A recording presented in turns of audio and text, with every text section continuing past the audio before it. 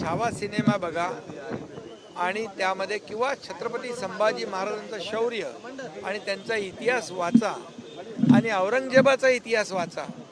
औरंगजेब छत्रपती संभाजी महाराजांचं जे 40 दिवस त्यांनी हलाल करून त्यांना मारलं आणि या औरंगजेबाच्या काळामध्ये या महाराष्ट्रामध्ये अनेक मंदिरं तोडली, आया बहिणींच्यावर अत्याचार झाले आणि त्यावेळेस सर्वसामान्य या महाराष्ट्रातल्या जनतेला जनतेचा जो छळ केला, हजारो लोकांची कत्तल केली आणि काशी विश्वेश्वर इतर अनेक मंदिरं तोडली, असा औरंगजेब कुशल प्रशासक कसा होऊ शकतो? आणि त्याचे गुणगान जो अबू आझमी गातोय याचा धिक्कार आम्ही केलेला आहे.